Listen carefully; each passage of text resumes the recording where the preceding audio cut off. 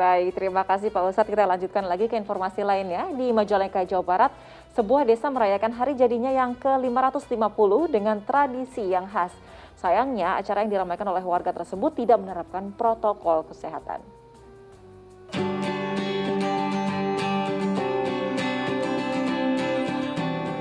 Beginilah kemeriahan hari jadi sebuah desa di daerah Majalengka, Jawa Barat. Di hari jadinya yang ke-550, tradisi tahunan ini selalu diramaikan warga setempat. Sayangnya, di kondisi akibat pandemi COVID-19, warga masih abai protokol kesehatan dengan tidak menjaga jarak dan tidak mengenakan masker. Acara juga diselipi dengan prosesi adat seperti pencucian benda pusaka, tarian khas Jawa Barat, tradisi memukul lesung, dan yang paling tunggu adalah warung amal atau berebut makanan. Ini tradisi setiap tahunan? Ya, tradisi setiap tahun. Ini apa tujuannya nih? Ini untuk sebenarnya menyuguhkan kepada para tamu setelah dinilai, terus bebas untuk diambil. Apa aja nih makanannya? Olahan dari nabati yang ada di potensi di Desa Nunuk. Walau di tengah modernisasi, tradisi tahunan ini diharapkan dijaga kelestariannya oleh penerus. Di Desa Nunuk itu setiap tahun digelar supaya terlihatlah tentang budayanya di Desa Nunuk baru. Dan harapan kedepannya juga saya tetap menjaga tentang budaya Nunuk sampai kapan saya jaga, saya diteruskan dengan generasi penerus juga untuk ke depan. Berkat tradisi yang masih dipertahankan, Desa Nunukan ke depan bisa menjadi desa wisata budaya yang diminati pengunjung. Ridwan Pamungkas melaporkan dari Majalengka, Jawa Barat. Ya, ini Indonesia memang kaya sekali akan budaya, namun sangat disayangkan masih abai protokol kesehatan terutama di masa pandemi seperti ini.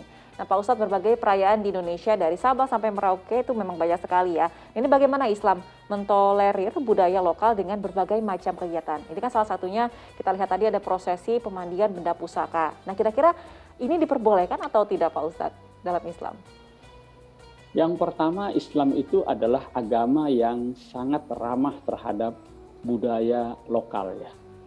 Itu bisa kita temukan dalam sejarah penyebaran Islam di banyak negara, di banyak wilayah, termasuk di Indonesia ini.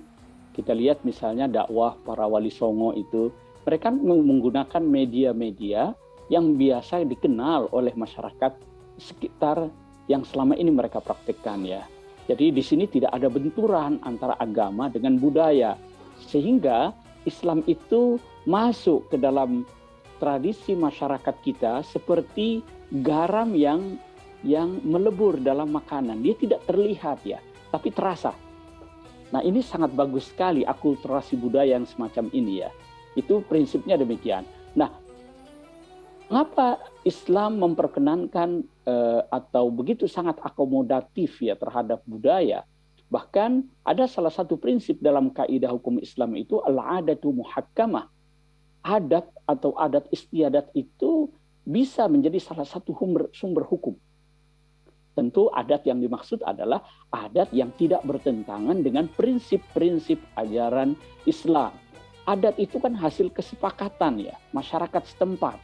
Selama itu tidak bertentangan dengan ajaran Islam, Islam menerimanya. Al-muslimuna inda syurutihim. Jadi kaum muslimin itu terikat dengan syarat yang ditetapkan bersama, komitmen yang dibuat bersama. Apa yang dipandang baik oleh komunitas muslim di satu wilayah, mara'ahul muslimuna hasanan fahuwa indallahi hasan. Allah akan merestui itu.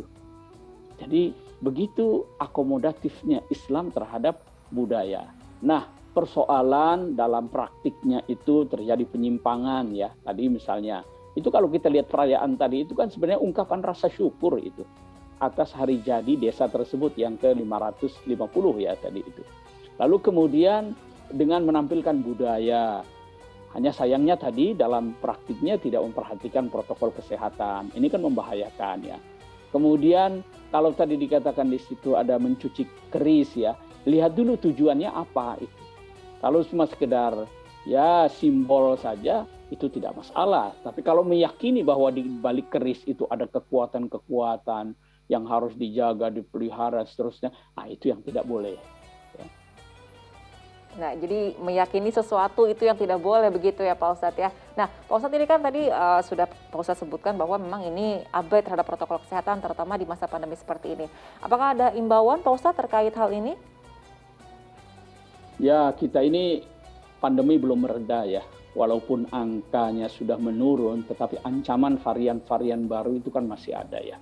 Oleh karena itu, taati himbauan pemerintah deh, agar kita selalu menjaga protokol kesehatan ya, 3 atau 5M itu ya, hindari kerumunan, itu masih sangat dibutuhkan sekarang ini. Dan itu adalah untuk melindungi diri kita sendiri, melindungi orang-orang yang kita cintai ya, dengan mentaati protokol kesehatan ini. Baik, terima kasih banyak Pak Ustadz atas tausiahnya. Kita ke informasi terakhir di segmen ini ya Pak Ustadz.